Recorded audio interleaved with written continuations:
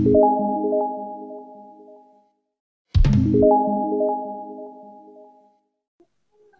mantap. Ini dia kawan diskusi kita malam ini. Saya juga belum kenalan, Kak.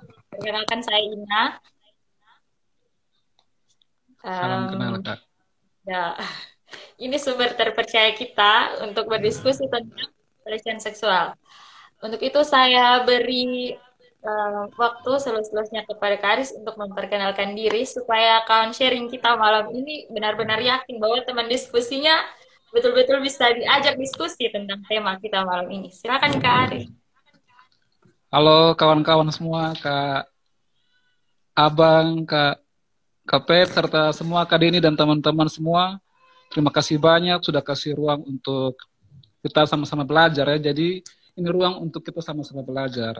Beta sendiri, calon pendeta, juga bergumul dengan kehidupan di jemaat karena korban dan pelaku itu juga anggota gereja.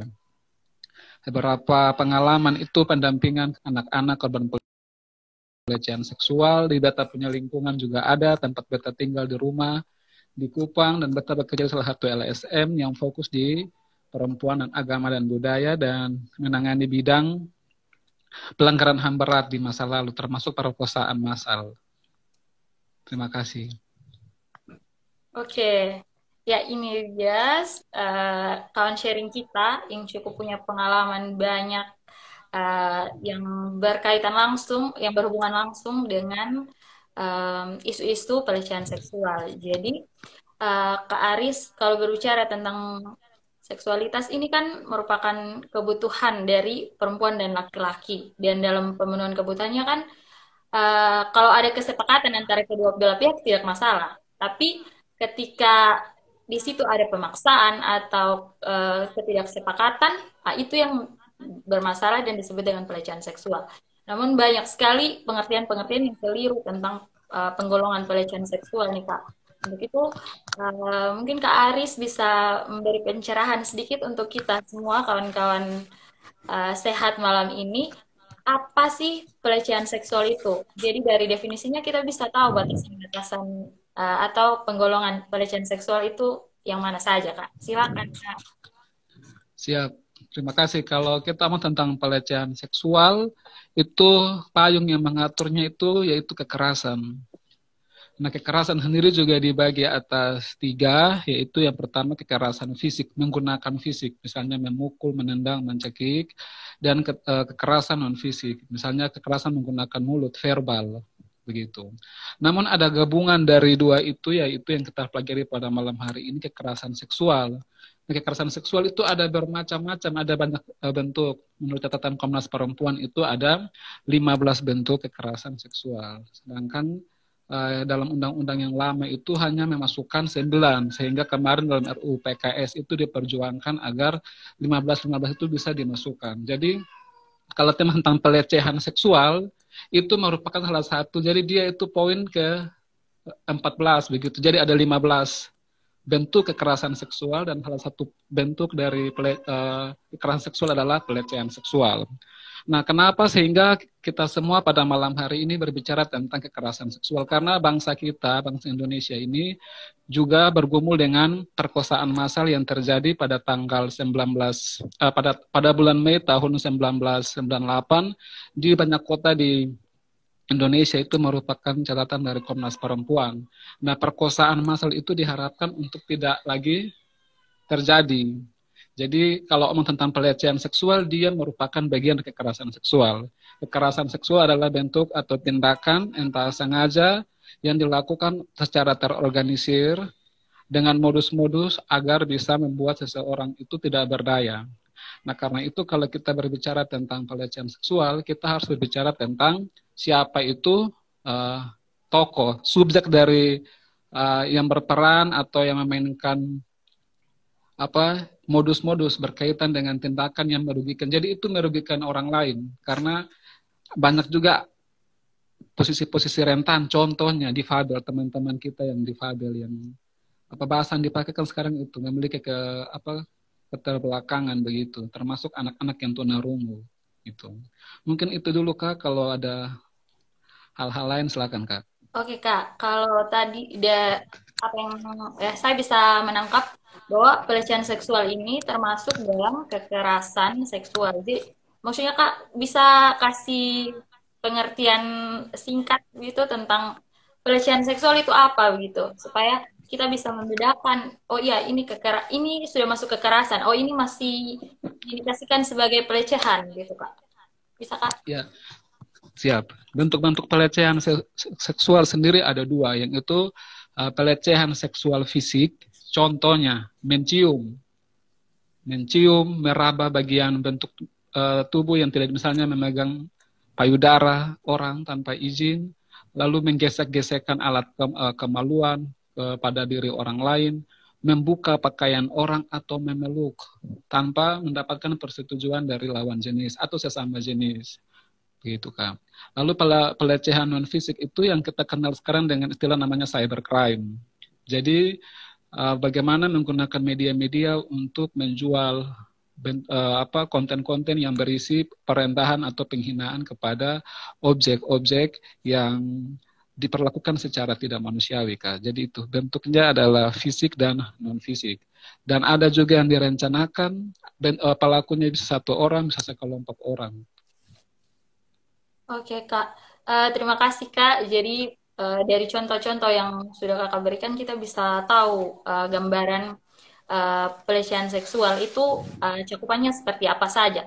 Kak, kalau saya boleh tanya kan, di kalangan kita anak muda, kalau misalnya seperti bersiul, main mata gitu, apakah itu juga termasuk dalam pelecehan seksual, Kak? Benar, bersiul itu merupakan salah satu bentuk dari pelecehan seksual. Karena misalnya ada perempuan lewat, itu kan membuat orang merasa tidak nyaman. Oh, Bagaimana itu kan tujuan bersiul itu juga punya tujuan. Entah itu mengarah pada arah untuk bisa mendapatkan dia, atau setelah bersiul itu ada langkah-langkah lain yang bisa dilakukan yang tentu membuat orang itu merasa tidak nyaman, oke, Kak. membuat dia merasa rugi. Ya, oh ya, terima kasih Kak. Jadi bisa dikatakan bahwa pelecehan seksual ini tindakan yang dilakukan yang membuat objek yang menerima tindakan itu merasa tidak nyaman, merasa direndahkan Merasa atau diintimidasi ya dan kan? dirugikan. Ya, ya, Ya, terima dia kasih. mengalami kerugian secara fisik, psikis. Ya Kak. Baik Kak, tadi sempat Kak sharing kan kelompok-kelompok yang mungkin menjadi korban dari pelecehan seksual. Jadi kita akan masuk ke penggolongan kira-kira dari golongan mana saja nih yang ini bisa menjadi pelaku, kemudian yang juga bisa menjadi korban dari pelecehan seksual. Ya.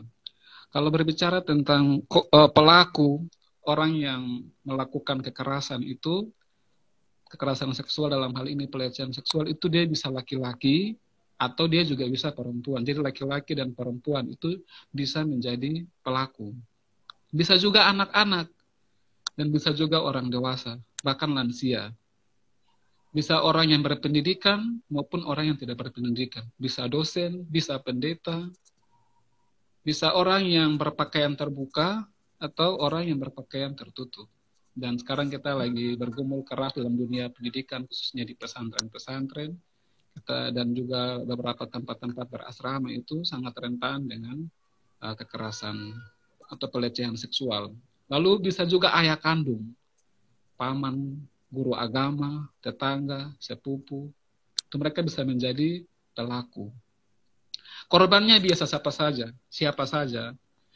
Nah, jadi teman-teman semua memang kita harus paham dengan baik. Maksudnya tentang kenapa sehingga pelaku-pelaku itu pendeta, oknum pendeta, oknum dosen, oknum guru, orang tua, ayah kandung bisa melakukan pelecehan kepada anaknya sendiri. Karena mereka sudah punya apa pola pikir atau cara pandang bahwa tubuh manusia itu hanya sebatas sebagai objek seksual.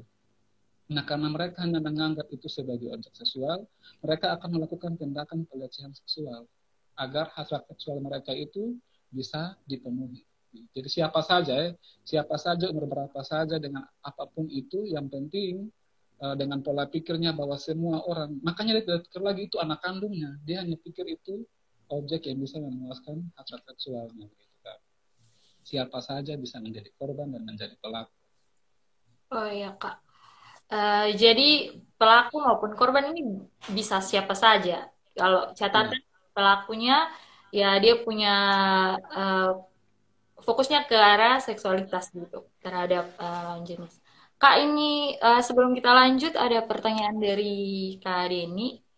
Bagaimana dengan orang yang menganggap kasus ini biasa dan masih acuh tak acuh? Soalnya banyak kasus yang dianggap biasa dan anggap ini sama-sama mau gitu.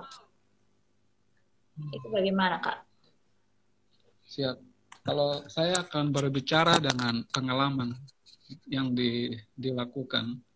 Jadi ada satu istilah yang sangat terkenal yaitu adalah blaming the victims atau menyalahkan korban. Itu toh pakai pakaian terlalu ketat toh, siapa suruh keluar malam kan bisa jaga diri.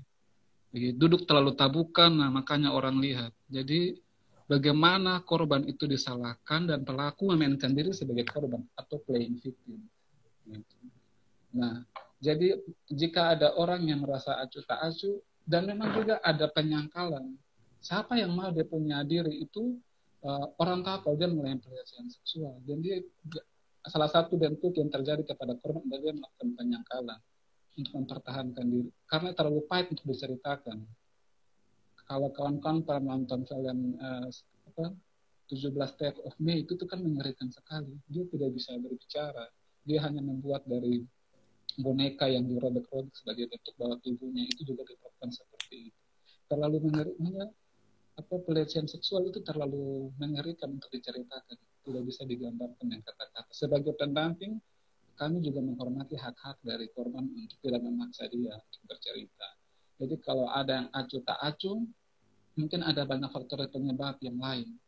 Tapi kita jangan sampai kena dulu baru kita bersuara. Kita kan bisa melakukan pencegahan kepada anak-anak.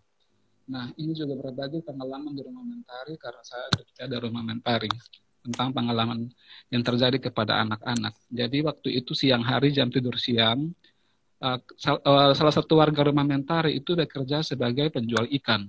Dan karena dia menjual ikan, dia berjalan kaki mengelilingi kampung-kampung untuk menjual ikan. Dan dia menemukan salah seorang putri kami, tetangga saya, dalam hutan gamal, dalam hutan begitu. Nah, ketika ditemukan itu anak itu tuh sudah dihipnotis. Jadi ditanya, ini mau pi mana, jam begini mau pi mana, dia sudah jadi tidak sadarkan diri. Nah, waktu pulang itu orang tua semua kan sudah heboh tuh ditemukan, jadi dicek apakah dia mengalami kerugian atau tidak. Nah, setelah itu 2 hari kemudian semua anak dilarang keluar rumah. Jadi yang disalahkan itu anaknya karena dia keluar rumah. Nah, itu juga merupakan salah satu cikal bakal berdirinya rumah mentari. Bagaimana memperjuangkan lingkungan yang ramah anak. Jadi jangan kasih salah anak keluar rumah, tapi bagaimana mengajarkan mereka kalau ketemu orang asing yang kasih permen atau orang asing yang baik sekali dengan banyak motif, kira-kira harus buat apa. Dan itu yang selalu kami perjuangkan sampai saat ini di rumah mentari, termasuk yang lagi viral sekarang apa bento ya, goyang-goyang bento itu. Kemarin di Metro TV lagi viral tentang grooming, bagaimana tindakan bentuk pelecehan seksual yang terjadi, penjualan video-video anak yang bergoyang untuk memuaskan hasrat seksual orang. Nah, itu yang sedang dikerjakan. Jadi mungkin kita acuh tak acuh, tapi kita tidak menyadari bahwa lingkungan kita di samping tetangga kita, kiri kanan itu ada yang jadi pelaku maupun jadi korban. Oh iya. Iya Kak, betul juga. Jadi hati-hati dengan sikap acuh tak acuh, apalagi sikap yang terlalu cepat untuk berkomentar ya Kak. Jadi tanpa sadar kita seperti menjadi perpanjangan tangan pelecehan seksual malah membuat mereka kembali trauma, trauma dan trauma gitu. Terima kasih pertanyaan dari Kak Denny, mungkin apakah sudah menjawab Kak?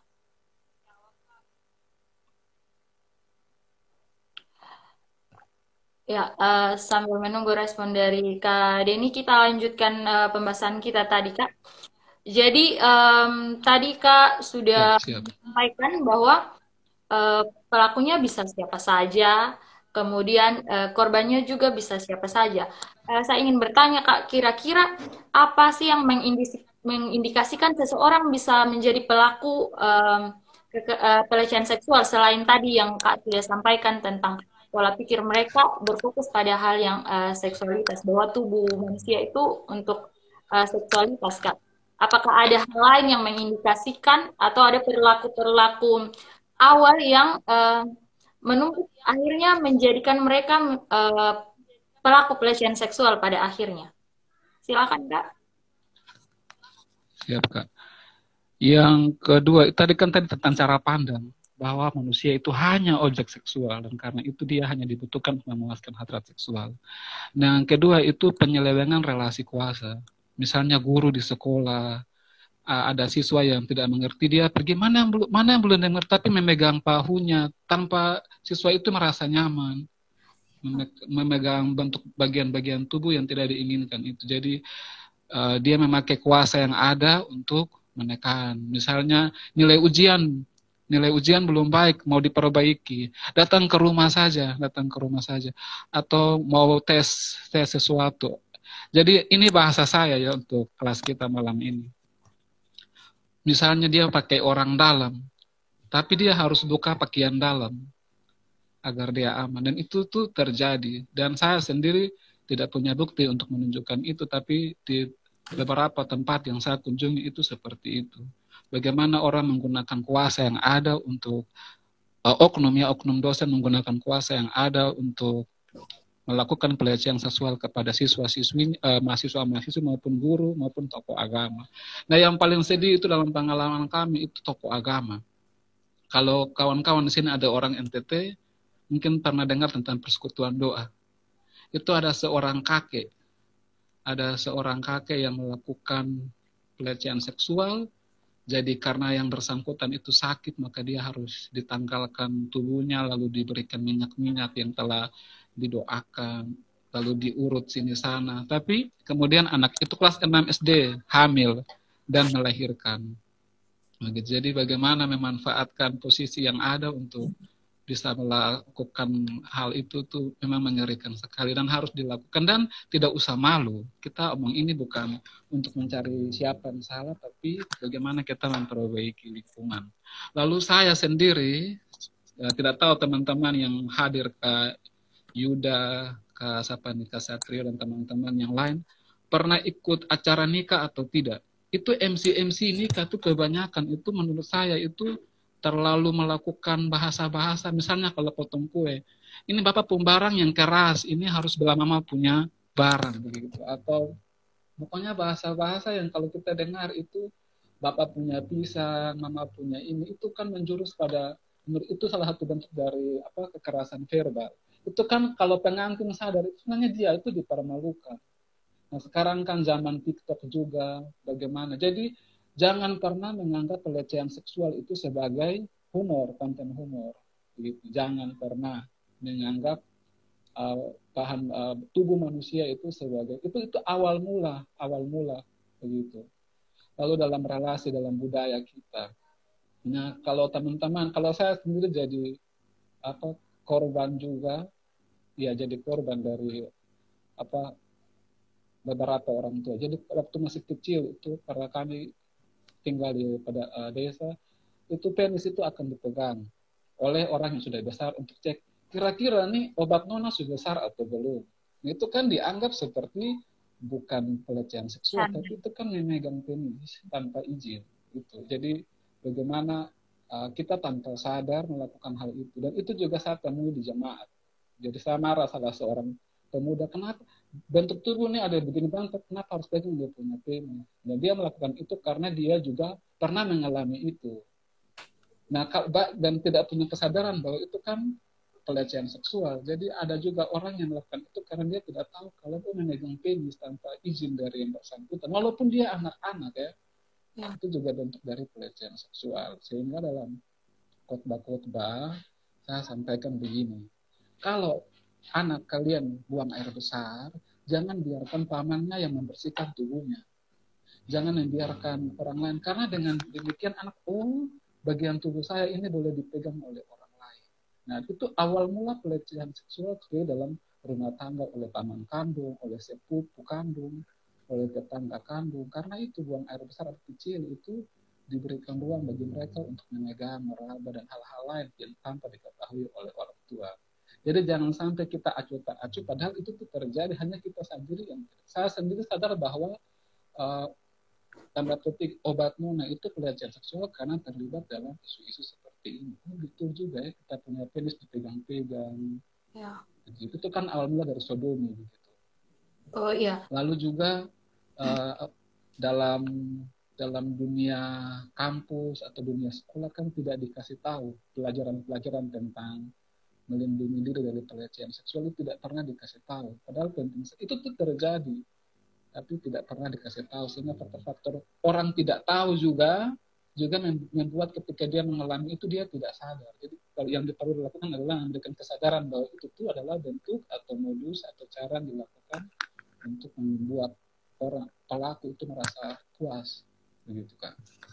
Ya, terima kasih Kak Aris, sangat jelas sekali. Jadi hal-hal yang kita anggap bercanda ternyata itu yang mengindikasikan pelecehan seksual. Jadi pelecehan seksual ini jangan tunggu kasus-kasusnya sudah besar, tapi dimulai dari kelakar-kelakar yang melibatkan seksualitas dari diri seseorang dan menimbulkan ketidaknyamanan, itu sudah termasuk pelecehan seksual ya Kak. Jadi ini Iya. mungkin juga sudah menjawab pertanyaan dari melalui story tadi. Ya, mungkin dari admin melalui story bisa respon apakah sudah menjawab atau ada pertanyaan lanjutan tentang hal tersebut. Jadi perlu sekali edukasi bahwa bercanda yang ya pelecehan seksual yang dikemas dalam candaan itu indikasi terjadinya pelecehan seksual yang lebih besar. Jadi kita perlu hati-hati menunjukkan itu pada anak-anak karena tadi seperti Kak Aris bilang ada yang melakukan itu merasa bahwa itu tidak bermasalah, akhirnya melakukannya lagi pada orang lain. Ini menunjukkan bahwa dia awalnya korban, kemudian menjadi pelaku lagi begitu karena merasa itu tidak masalah. Jadi kita sekarang kawan-kawan sehat semua yang ada di ruang diskusi ini kita punya pemahaman baru untuk lebih memfilter kata-kata yang keluar dari mulut kita. Siapa tahu apa yang kita keluarkan itu termasuk dalam pelecehan seksual. Jadi kita harus lebih berhati-hati. Terima kasih banyak Kak Aris untuk diskusi yang luar biasa. Kita akan masuk dalam ruang diskusi. Saya pantau sudah lumayan banyak teman-teman yang bertanya. Dari saya lanjut yang setelah melalui story tadi ada dari Nova Purba. Halo Kak, apakah perlakuan ini masih disebut pelecehan kalau hal ini dilakukan berulang-ulang oleh orang yang sama dan membuahkan hasil anak? Apakah pertanyaannya bisa dipahami? Bisa. Jadi bisa mengerti. Ya. Kalau yang ditanyakan itu namanya eksploitasi seksual. Jadi begini, ada satu kasus ketika sudah misalnya dia mengalami pelecehan seksual, lalu itu kan pelaku semakin ketika dia merasa bahwa orang ini mudah diperdaya atau orang ini dalam posisi rentan atau lemah sehingga bisa dilakukan pelecehan dan bentuk-bentuk yang lain misalnya perkosaan itu sudah bentuk yang lain lagi dari kekerasan seksual terjadi. Ini kan bagaimana hasil itu bisa terpenuhi. Nah, jadi si korban ini disalahkan oleh orang tua. Kenapa jadi orang pegang tidak berteriak? Kenapa jadi hanya pasrah saja? Nah, ternyata menurut teman-teman dari Yayasan Puli, ada satu istilah yang dialami oleh teman-teman yang korban perkosaan namanya freeze, atau tubuh itu mengalami kebekuan. Dia shock begitu ketika mendapat tekanan. Sehingga kan orang bilang begini, kok dia jumawan, nah, orang buat dia pasrah, saya bisa melawan leh. Begitu. Nah, padahal tidak seperti itu. Ada beberapa orang-orang tertentu yang ketika tubuhnya mengalami goncangan atau shock karena perlakuan itu dia menjadi freeze atau menjadi beku. Nah, ketika dia mengalami itu, sang pasangan itu mengambil foto atau video, lalu itu yang dipakai untuk melakukan eksploitasi seksual. Jadi dia akan WA, Lu mau ini foto beta kasih di lupung orang tua, lu mau ini foto beta kasih di lupung keluarga, so dia mau kah? Kalau so dia mau, mari kotong buat lah. Jadi itu yang dipakai untuk terus melakukan. Jadi itu sebagai pintu masuk korban untuk bisa memperdayai korban. Jadi memang awalnya hanya sebatas itu, tapi ketika sudah melakukan bentuk-bentuk kekerasan seksual yang lain, yaitu korban tidak punya pilihan lain. Sehingga dia yang selalu disalahkan. Padahal dia punya posisi, apalagi masyarakat kita itu lebih banyak menyalahkan korban, bukan menyalahkan pelaku. Dalam kasus yang terakhir sekarang sudah ditangani oleh polisi, itu kan puji Tuhan pelakunya sudah ditangkap, yang merupakan salah satu pendiri dari sekolah di Pulau Jawa yang terkenal juga sebagai motivator. Jadi menurut saya kalau teman-teman sudah melihat langkah-langkah orang mengintip, itu juga bentuk dari pelecehan seksual. Mengintip orang mandi, jalan-jalan terus ada yang sweet-sweet, sentaman kasih gambar porno, kasih salam kepada kita dengan nada yang merayu, mengajak berhubungan seksual. Baru mengajak saja itu juga merupakan bentuk dari pelecehan seksual. Cerita jok porno atau menjadikan tubuh perempuan sebagai, dia pun dada tuh sama kayak pepaya, bangkok, dia pun pantat, itu kan sebenarnya kita melakukan hal-hal lucu, tapi itu adalah bentuk dari pelecehan seksual. Atau menatap lama-lama bikin orang merasa tidak nyaman itu. Jadi hal-hal kecil itu juga diperhatikan, karena kalau tidak diatasi akan menjurus atau menjadi pintu masuk untuk tindakan-tindakan yang lain. Oke, terima kasih Kak untuk penjelasannya. Jadi ini cukup menjelaskan dan menjawab pertanyaan-pertanyaan orang sering bertanya, kok kenapa kasusnya terjadi 5 tahun lalu, 10 tahun lalu, dan baru terkuak hari ini.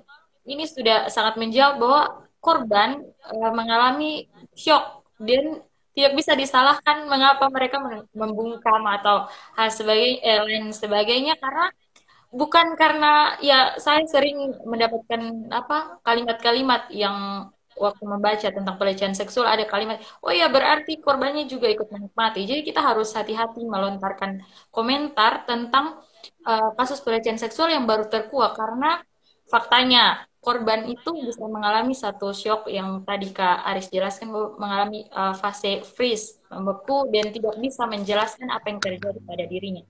Jadi dengan diskusi ini juga kita bisa tahu respon yang tepat kira-kira ketika kita bertemu korban atau menanggapi tentang suatu kasus pelecehan seksual. Kita lanjutkan diskusi kita tadi Kak, sampai pada komentar-komentar yang tanpa sadar kita lontarkan pada korban, dan itu membuat mereka kembali merasakan trauma yang lebih berat dari sebelumnya.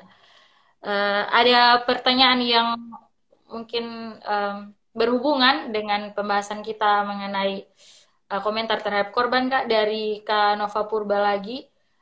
Bagaimana cara kita mengedukasi hal-hal tersebut tidak terjadi? Karena seperti yang Kakak bilang, dan kenyataannya memang korban yang disalahkan gitu Kak. Jadi dalam banyak kasus pelecehan seksual, bagaimana cara kita mengedukasikan supaya komentar-komentar yang menyalahkan korban itu diminimalisir atau bahkan tidak ada begitu Kak. Silakan Kak Aris. Baik, teman-teman semua, ini menjadi pekerjaan yang berat dan besar, namun bukan berarti tidak bisa. Jadi ini berada di daerah-daerah lain, tapi pada umumnya yang saya tahu di NTT itu, ini teman-teman dari NTT juga banyak, hampir di banyak rumah di NTT itu tidak memiliki daun, mereka hanya punya kain pintu. Nah bayangkan jika percabulan itu pelecehan seksual itu terjadi setiap hari. Jadi bagaimana trauma berlapis yang dialami oleh paman kandung, oleh kakak kandung, oleh sepupu kandung, oleh tante kandung. Itu tuh dialami karena memang ruang yang aman itu tidak ada dalam rumah. Sebenarnya kalau mau tentang bagaimana melindungi diri dari pelecehan seksual, dari rumah itu yang paling penting. Nah karena itu mungkin teman-teman pernah nonton film Monster Day, itu ayah kandung melakukan seksual kepada anaknya, bahkan melakukan percobaan perkosaan, persetubuhan, dan hal-hal yang itu kan sangat mengerikan. begitu. Dan ini memang kalau menurut saya, karena saya ini calon pendeta, penting sekali kita memahami tentang teologi tentang tubuh. Apapun alasannya, walau orang itu telanjang, dia tidak layak untuk mengalami pelecehan seksual. Karena tubuhnya bukan objek seksual. Kalau kita lihat anak tunarungu, saya cukup sedih dengan beberapa konten di TikTok yang mempertontonkan bagaimana anak-anak yang tunarungu itu mereka memberi dia itu film porno, memberikan lalu membiarkan penisnya itu berereksi. Nah dia itu kan tunarungu, tidak bisa dilakukan seperti itu. Jadi pekerjaan yang berat menurut saya. Jangan tertawa kalau orang memegang bagian tubuh yang sebenarnya itu bentuk dari pelecehan seksual. Sehingga kami di Rumah Mentari itu bersama dengan beberapa teman-teman, kami tidak sendiri, ada Tenggara NTT, ada Lowewini, karena ini pekerjaan yang besar, penyadaran untuk ini merupakan pekerjaan yang besar. Nah itu mereka harus tahu bagian-bagian tubuh mana yang boleh disentuh dan bagian-bagian tubuh mana boleh disentuh, termasuk oleh keluarga yang paling dekat sekalipun. Itu penting sekali untuk bagaimana memahami bagian-bagian tubuh mana yang tidak boleh dipegang atau diraba secara sembarangan. Dan pekerjaan ini menurut saya harus dimulai dari dalam rumah. Itu yang paling perlu, kesadaran itu. Itu yang harus ditekankan. Karena dari rumah itu adalah yang penting bagi anak. Dan punya peranan yang besar tentang itu, Kak. Oke, Kak Aris. Em, Terima kasih untuk jawabannya, Kak. Mohon maaf tadi dalam penjelasannya suaranya agak terputus-putus. Jadi saya hanya menangkap beberapa hal bahwa ada peran penting dari keluarga dalam mengedukasikan tentang pencegahan-pencegahan untuk pelecehan seksual itu sendiri. Jadi keluarga punya peran penting untuk mencegah hal tersebut. Sebelum kita lanjut, Kak, saya mohon izin untuk mengganti perangkat agar diskusi kita mungkin berjalan lebih lebih lancar karena di sini cukup terputus-putus suaranya, Kak. Jadi penjelasannya tidak bisa sampai. Mungkin juga di kawan-kawan sehat yang lain tidak dapat menyimak dengan baik. Eh, saya minta respon dari kawan-kawan sehat. Apakah informasi tadi yang disampaikan oleh Kak Aris tersampaikan atau juga sama mengalami eh, kendala dengan suara terputus-putus?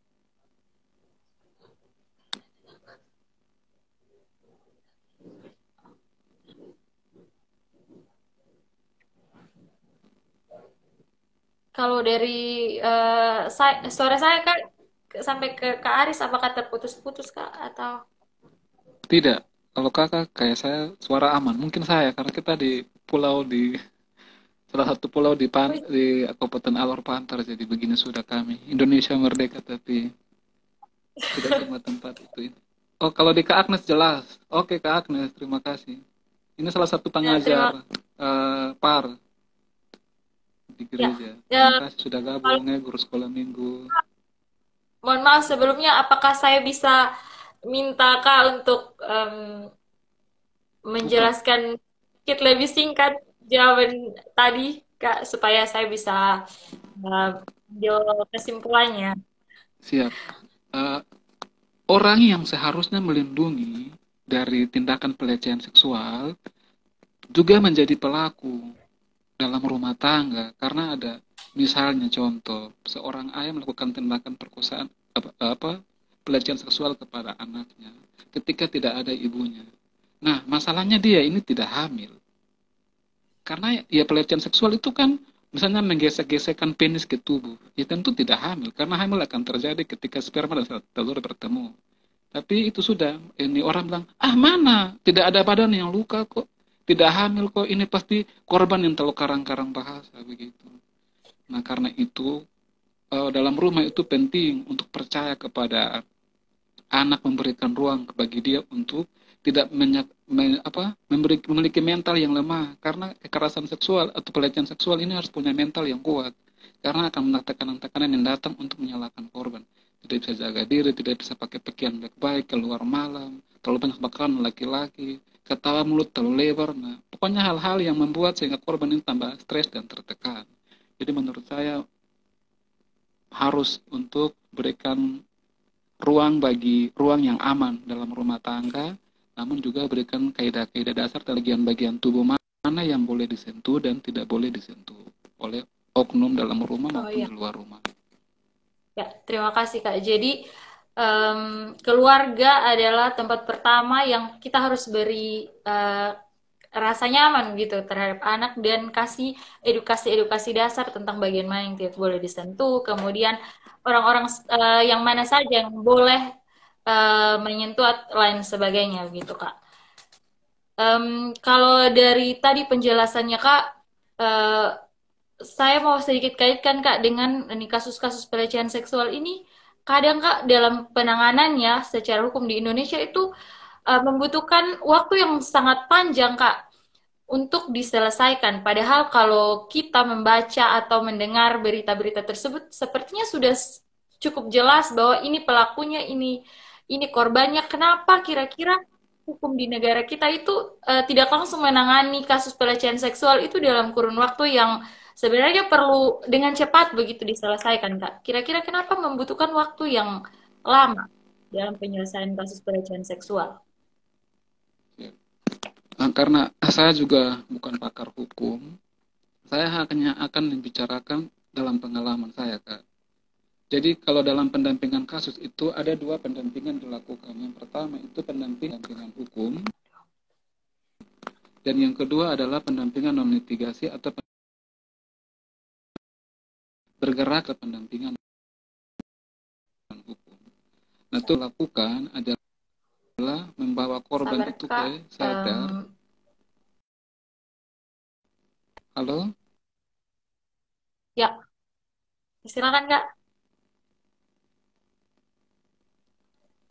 Ya, jadi dalam pendampingan korban atau pendampingan kasus kekerasan itu ada dua hal yang dilakukan. Yang pertama itu pendampingan hukum atau pendampingan, dan yang kedua adalah pendampingan non hukum atau pendampingan non litigasi.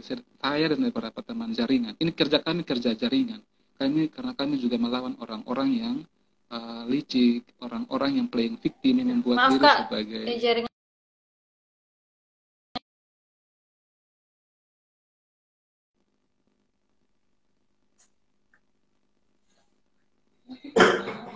halo? Ya, Kak. Ya. Jadi menurut saya ini begini, jangan pernah menganggap kalau korban itu juga lemah. Kami sebagai pendamping, ini memang kami hanya tugas untuk mendampingi dan memberikan ruang bagi korban untuk aman dulu. Jadi perlu sekali ada rumah aman atau shelter kepada korban pelecehan seksual. Karena tidak semua korban itu sama, dia bisa langsung menceritakan, dia butuh waktu untuk berdamai dengan pil pahit yang dia alami, apalagi pelakunya keluarga terdekat. Jadi memang ini juga masih panjang kalau dalam pengalaman kami, karena kalau kami sendiri dalam pendampingan non litigasi atau pendampingan non hukum, korban harus diberi. Jadi korban harus menjadi subjek untuk berjuang bagi dirinya sendiri, bukan kami pendamping yang harus berusaha bagaimana membela korban, tapi korban sendiri harus sadar bahwa dia korban. Karena di hukum itu seperti itu, Kak. Di hukum, misalnya kalau saya bawa seseorang korban pelecehan seksual, terus sampai di kantor polisi bilang, saya bukan korban kok. Mungkin kakak Aris saja yang bilang, saya korban. Tapi saya rasa saya bukan korban. Nah, itu juga jadi tantangan tersendiri nanti. Jadi bagaimana harus menyadarkan korban, bahwa dia itu korban, baru bisa dibawa ke kepolisian. Bahwa sebagai korban ada hal-hal yang dia, karena itu dia menuntut keadilan atas perlakuan yang ia alami, Kak.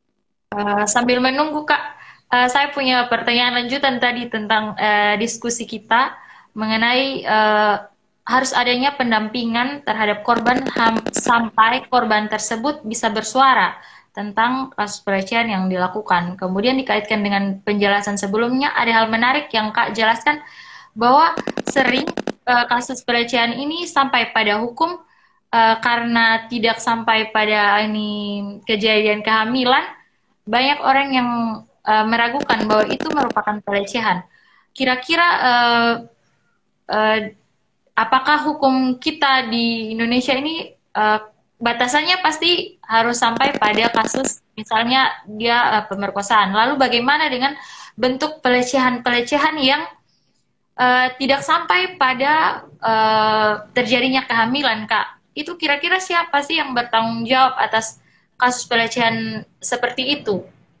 Padahal dengan bersiul saja itu sudah mengganggu kenyamanan dari korban. Kira-kira kalau kasus golongan pelecehan seperti itu jika tidak ditangani oleh hukum negara yang harusnya ditanganinya, kalau misalnya ada bisa dibilang ada ini sampai pada kehamilan gitu, Kak. Kira-kira siapa yang bertanggung jawab untuk bentuk-bentuk pelecehan seperti itu, Kak? Ya, ini uh, bagi teman-teman sendiri yang mungkin pernah mengalami atau melihat di samping kiri kanan ada merasakan itu, ada satu aplikasi di Play Store, namanya itu aplikasi lapor kasus. Nah, dalam aplikasi itu sudah ada rumah-rumah aman atau shelter-shelter di seluruh Indonesia, termasuk di NTT. Nah, kawan-kawan bisa download itu dan melaporkan kasusnya. Kenapa hal itu dilakukan? Karena tidak semua korban itu bisa mengatakan uh, pelecehan yang dialami itu terlalu memalukan. Sudah apa? Bagaimana kita hidup dalam dunia patriarki, nanti bilang tidak bisa jaga diri apa itu semua itu nanti muncul. Makanya perlu sekali ada shelter atau rumah aman agar korban itu aman. Jadi ketika kejadian itu ada, dia harus dijauhkan dari pelaku, karena nanti ujung-ujungnya hanya karena alasan malu korban itu akan dinikahkan dengan pelaku. Nah, itu yang kalau kawan-kawan sering dengar dalam istilah sekarang namanya perkosaan dalam perkawinan, paksaan. Itu karena dalam banyak kasus yang terjadi sekarang itu orang menikah bukan karena cinta tapi sudah hamil. Nah, itu kan bagaimana bisa kita menikahkan orang dengan orang yang memperkosanya. Tentu ini punya gambaran tersendiri, tapi bagi pelaku-pelaku itu bisa dikenakan undang-undang itu, undang-undang perlindungan anak kalau korban itu adalah anak-anak. Kalau dalam rumah tangga itu tentang perkawinan atau undang-undang tentang hapusan kekerasan terhadap perempuan. Jadi banyak pasal yang bisa diberikan. Tapi sekali lagi menurut saya yang paling penting itu korban harus siap. Dan korban, karena dalam begini Kak, pernah ada kejadian kita bawa korban, tapi korban bilang begini, saya bukan korban, saya ini bukan korban, ini pendamping saja yang bilang saya korban. Nah, kenapa itu terjadi? Karena dia diintimidasi oleh keluarga. Bikin malu saja. Ya, jadi perlu sekali ada ruang aman bagi korban. Nah, kalau di Kupang sendiri itu juga sudah ada. Nanti kawan-kawan yang itu bisa melaporkannya di Sinode Gemit. Karena kenapa? Dan pasti kawan-kawan bertanya kenapa jadi Sinode Gemit itu punya rumah aman? Karena tingginya. Kalau NTT itu masuk 10 besar. Jadi ada banyak provinsi yang masuk 10 besar tingginya angka kekerasan kepada perempuan dan anak. Nah, salah satunya itu pelecehan seksual. Dan karena itu, karena kondisi yang begini rusak, perlu sekali mendirikan rumah aman atau orang bilang women crisis center. Karena dia sedang mengalami krisis dalam dirinya, dia perlu diamankan dulu. Di Sumba juga ada. Nah, karena itu kerja kami adalah kerja jaringan. Karena masalah ini, apalagi kalau pelakunya orang-orang yang besar, susah sekali untuk dihentikan. Karena dia yang akan memainkan diri. Dia akan bilang, mahasiswa ini yang goda-goda saya diam-diam tapi dia yang goda-goda saya. Nah, menurut saya Kak, kita hidup di zaman sekarang itu kita harus penting sekali belajar. Kalau sekarang menurut saya yang paling ganas sekarang adalah kekerasan berbasis gender cyber. Jadi itu ada misalnya cyber harassment, itu bagaimana pengiriman teks untuk menyakiti, menakuti, mengancam korban.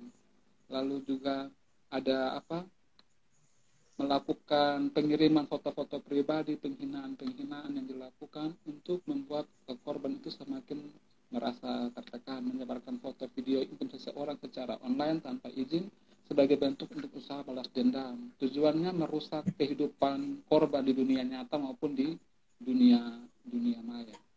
Jadi ini kawan-kawan yang sekarang menggunakan Instagram, TikTok harus hati-hati. Karena online grooming itu sudah betul-betul menjadi pergumulan kita atau permasalahan yang harus kita perjuangkan bersama. Ya, terima kasih Kak Aris untuk penjelasannya. Jadi dari penjelasan Kak Aris, saya rasa dengan kita menambah pengetahuan kita tentang pelecehan seksual ini kita juga bisa jadi orang-orang yang menciptakan ruang aman untuk Iya. korban-korban pelecehan seksual. Terima kasih Kak. Ada pertanyaan dari kawan sehat kita atas nama Kak Florani Asana. Pertanyaannya, bagaimana caranya korban dan keluarganya bisa berani untuk menuntut pelaku, padahal mereka berani untuk bercerita ke orang lain, bahkan seisi kampung tahu, tapi tidak berani untuk menuntut pelaku. Itu kira-kira bagaimana, Kak? Nah, kalau menurut saya itu karena pelaku memainkan diri sebagai korban. Dia ini pelaku, tapi dia berbuat diri seolah-olah dia itu korban. Nah, kalau kita lihat tadi, itu kan misalnya dia dosen.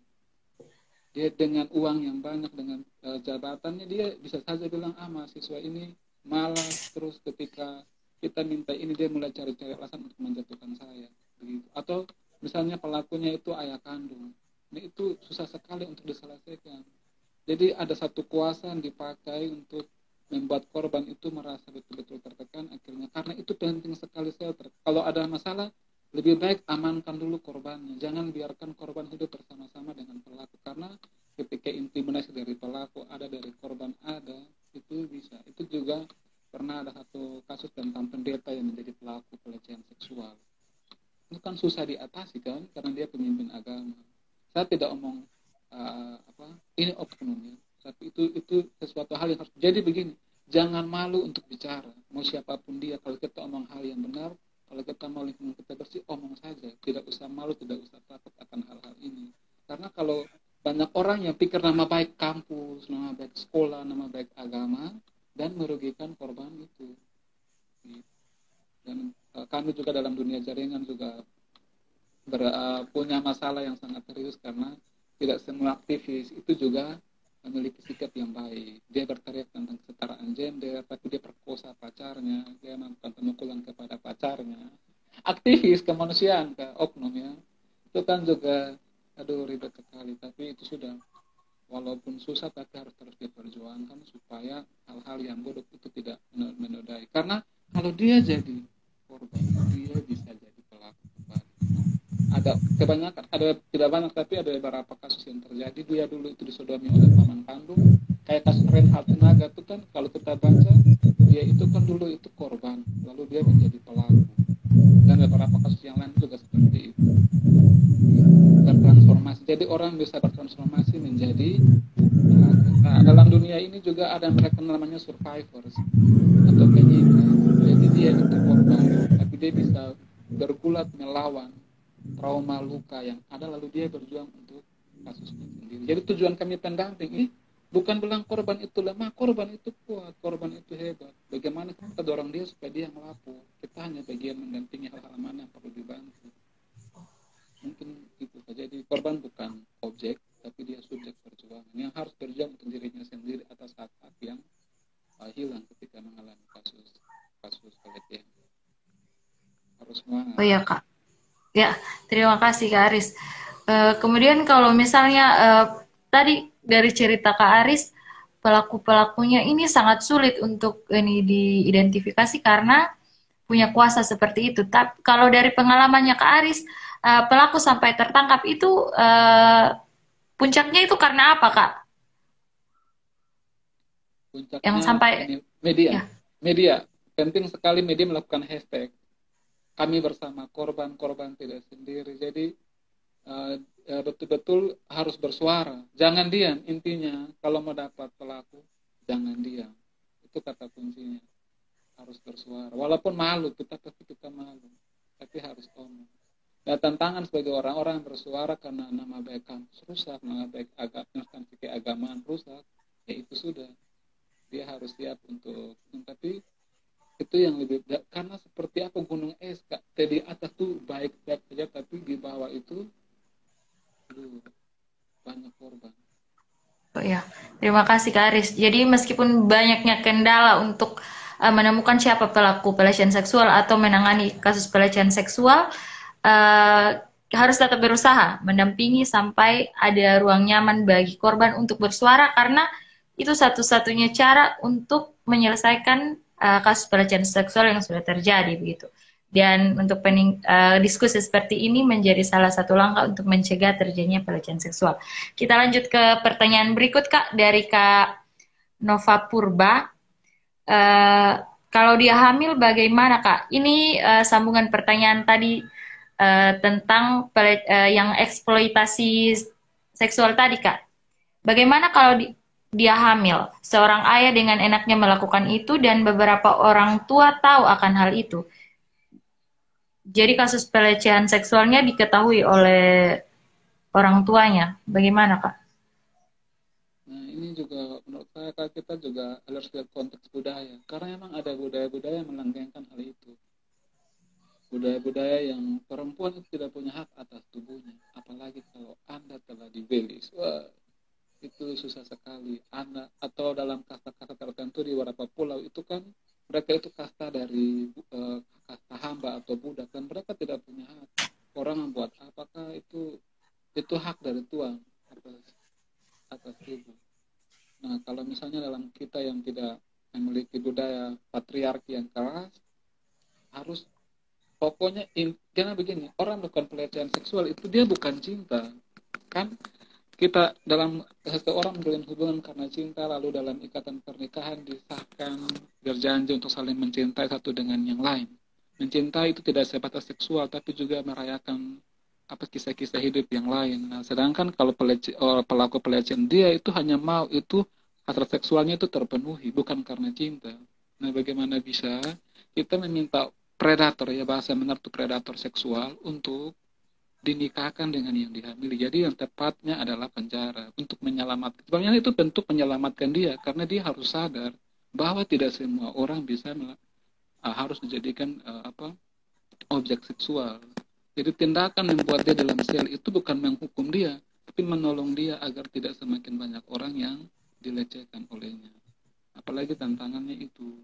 Yang sedih itu kalau orang tidak hamil, tapi payudaranya dipegang kiri bentuk badan yang pokoknya banyak hal yang dilakukan, ada oral seks, ada anal seks, itu kan tidak hamil, tapi kan itu bentuk-bentuk yang sangat keji ketika tubuh manusia diperlakukan seperti itu dan kita harus melawan. Kenapa? Menurut saya sendiri juga laki-laki, saya juga rentan melakukan hal itu dan saya juga bukan pahlawan kalau dalam tema malam hari ini seolah-olah saya tidak, tapi memang orang yang paling dekat dengan saya mengalami itu. Dan saya tidak ingin agar itu dialami oleh kawan-kawan yang lain.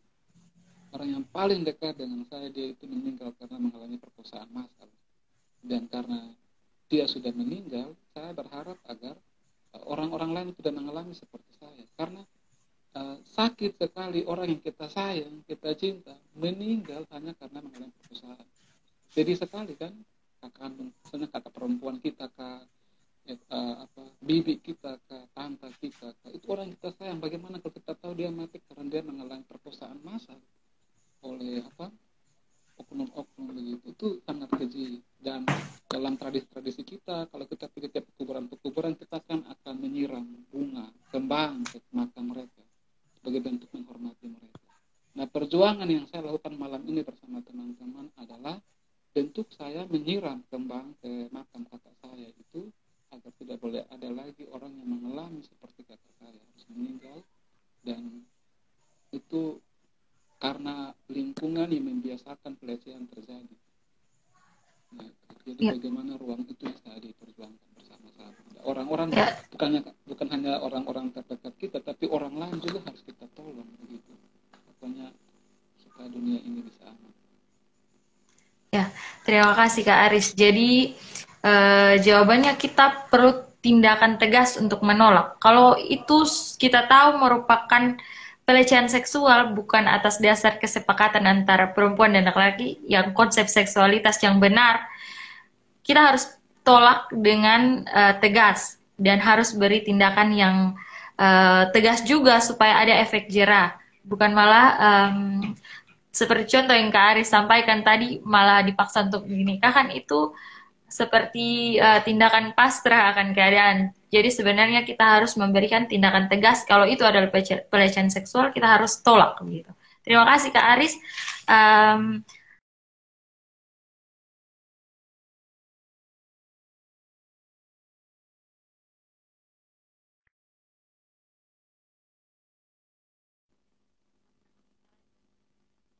Pertanyaan berikut dari Kak Florani Asanap. Apa langkah awal untuk mengedukasi masyarakat yang sudah terbiasa dengan tindakan-tindakan pelecehan dan menganggap itu hal biasa? Ini tadi yang sempat kita bahas di awal diskusi kita, Kak, tentang mungkin pelecehan seksual yang dikemas dengan bercanda gitu, Kak. Apakah ada langkah edukasi yang bisa dilakukan bagi masyarakat untuk mengurangi hal tersebut? Silakan, Kak. Bisa. Kalau sebagai orang tua saya sarankan kita bisa ajar kepada anak-anak penyebutan yang benar tentang begitu. Kalau penis ya bilang penis, jangan bilang burung. Karena orang bisa pakai joke gitu, burung itu, dan dia rasa itu bukan pelecehan seksual ketika orang ngomong itu. Duduk baik-baik nanti burung terbang, padahal kan penis tidak bisa terbang, toh.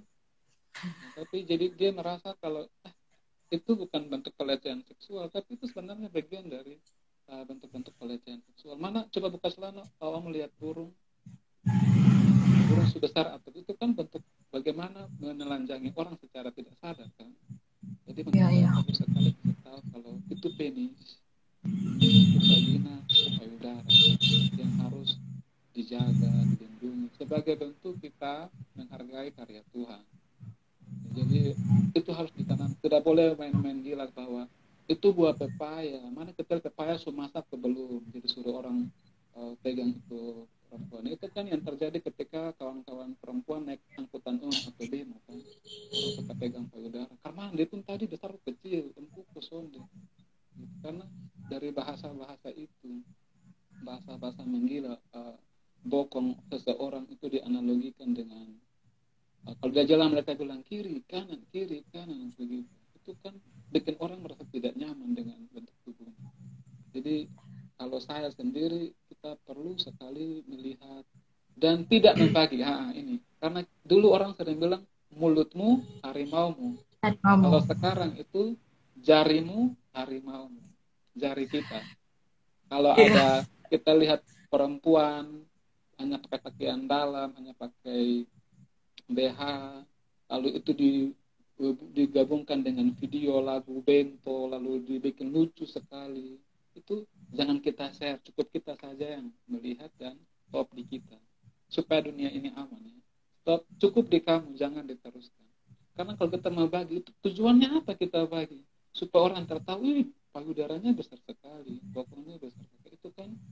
Dan ini saya mau kasih tahu bahwa payudara itu adalah tempat makan kita semua besar karena hidup dari situ.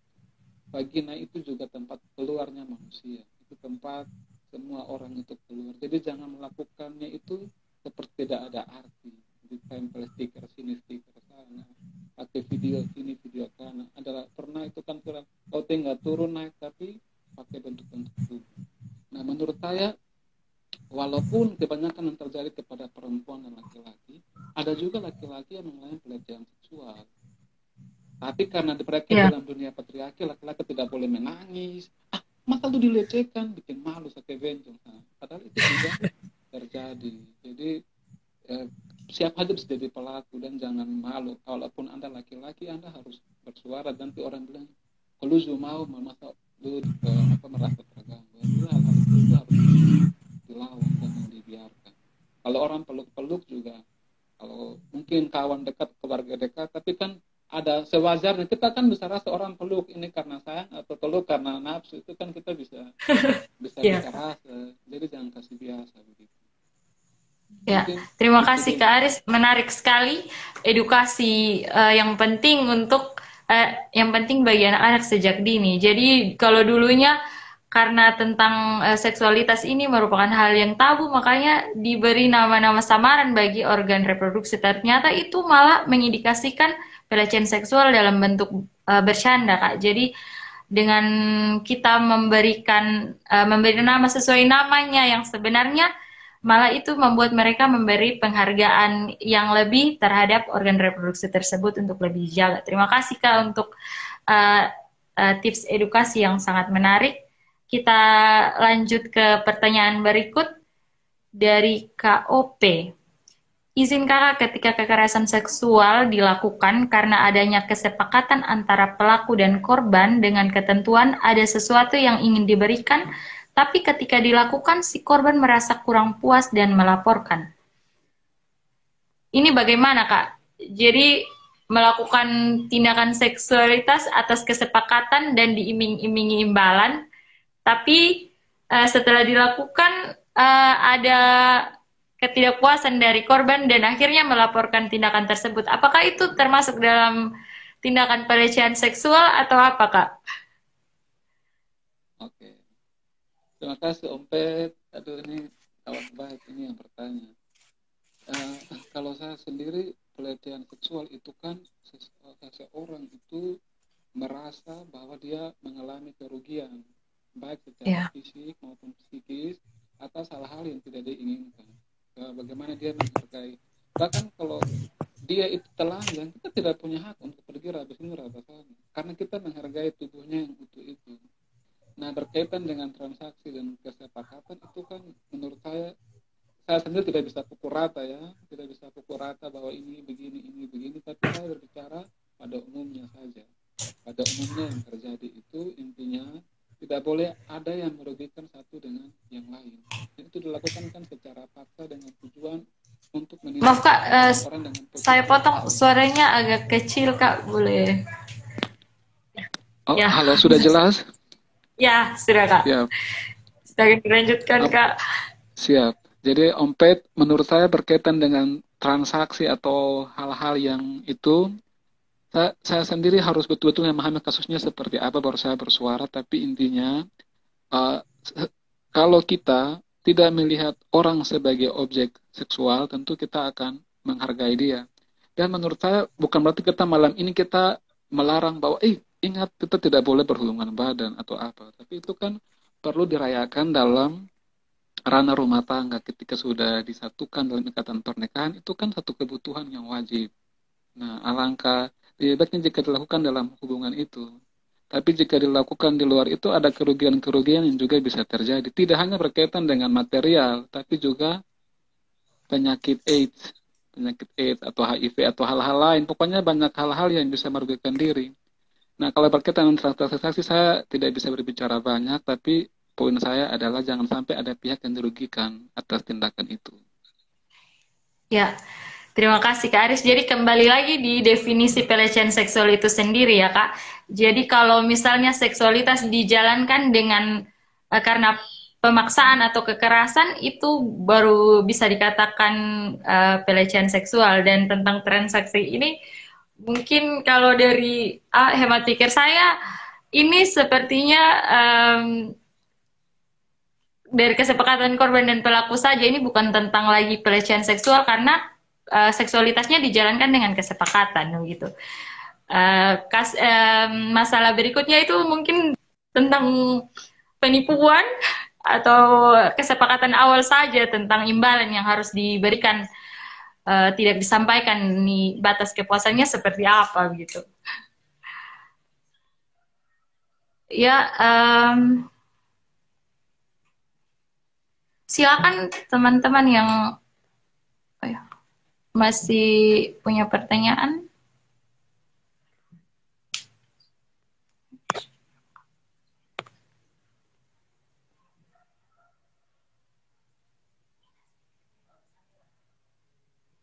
Ya, kita punya waktu sampai 8.30. Jadi teman-teman yang masih ingin bertanya silakan.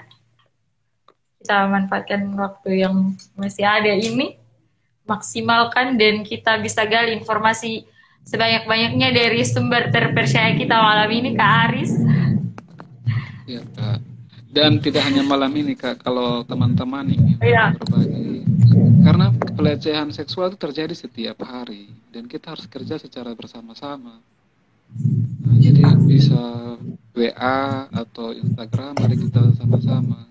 Karena saya tidak ingin apa yang saya alami itu juga dialami oleh teman-teman. Orang-orang terkasih kita harus mengalami kerugian yang besar. Jadi mari kita berjuang agar tidak ada orang mengalami hal itu. Pasti bisa. dunia bebas. Oh ya, terus saya juga ingin ajak kawan-kawan berbagi. Jadi kami dari Gereja Dewan-Dewan Sedunia atau WCC untuk berjuang dunia bebas perkosaan dan bebas pelecehan seksual setiap hari Kamis. Kami menggunakan baju hitam dengan hashtag, dan teman-teman bisa lihat juga di IG setiap hari Kamis itu kami rutin menyampaikan bahwa stop kekerasan seksual, dunia bebas kekerasan seksual, manusia bukan objek seksual semata. Jadi itu kan kampanye yang harus terus karena ada juga orang yang tidak sadar bahwa itu tuh bentuk dari pelecehan. Makanya tadi saya juga tulis di dalam Instagram tentang obat nona, kawan-kawan bisa baca tradisi-tradisi yang sebenarnya bagian dari pelecehan seksual tapi tidak disadari oleh masyarakat. Ya, mantap sekali Kak Aris, banyak ya, banyak ya tindakan nyata yang dilakukan untuk pencegahan pelecehan seksual, dan kita semua kawan-kawan sehat malam ini diajak untuk terlibat. Oh ya, pertanyaan dari Kak Rio Julian, Kak. Kan bepung kawan cowok, tapi dia sering dilecehkan sesama cowok. Tapi pelecehannya setiap kali dilakukan habis diberi uang, itu kira-kira bagaimana solusi biar dia bisa berhenti untuk begitu, mau dipaksa. Itu bagaimana, Kak? Kalau pelakunya laki-laki tadi kan sudah bisa bilang, iya. Entah itu dia mau memegang penis tanpa izin, atau memegang putingan payudara tanpa izin, itu kan membuat orang merasa rugi. Malah yang saya cukup kaget, salah satu relawan saya di komunitas saya, dia itu juga pernah mengalami pelecehan seksual dari pamannya. Dan dia sangat tidak suka kalau orang pegang pahanya. Begitu. Ada trauma yang terjadi kalau orang dia laki-laki, tapi dia sangat anti jika ada laki-laki yang pegang pahanya. Karena dia pernah mengalami pelecehan seksual semasa kecil. Jadi kalau berkaitan dengan transaksi dan lain-lain itu saya sendiri tidak bisa menjelaskan karena dalam pendampingan kami belum ada kasus itu. Tapi yang dalam pengalaman itu ada orang yang betul-betul tidak bisa, ada trauma masa kecil. Dan yang paling sedih itu dalam pengalaman itu hampir semua orang mengalaminya dalam masa kecil. Bayangkan memori yang paling dasar dari tahap hidup manusia, usia-usia yang masih itu diisi dengan itu. Sehingga alam bawah sadar dia terus terbawa hingga ke berlanjut. Dan itu kan sedih sekali. Nah itu kenapa sasaran kami Rumah Mentari itu anak-anak. Supaya dari kecil itu kita kasih tahu sudah. Orang tidak boleh omong begini, orang tidak boleh pegang ini. Kita kasih tahu bagian-bagian mana yang itu harus dibuat. Karena itu penting sekali. Rumah sendiri tidak menjadi tempat aman. Karena itu ruang-ruang itu di sekolah orang hanya pikir bagaimana matematika 10, IPS 10, IPA 10, tapi orang tidak pernah omong bagaimana kalau perempuan loe kita harus buat apa. Kan yang terjadi kalau perempuan loe kan difoto terus dimuat di media sosial dan lain-lain. Hal-hal kecil begitu penting sekali untuk diperhatikan. Ya, baik, terima kasih Kak Aris. Ini pertanyaan penutup karena kita sebenarnya sudah sampai pada tenggat waktunya. Tapi ada pertanyaan dari Kak Forginenu. Sebagai pertanyaan terakhir ya Kak Aris. Ada begitu banyak tentang pelanggar seks di berita. Bagaimana orang tua menghindari terlalu protektif terhadap anak-anak mereka?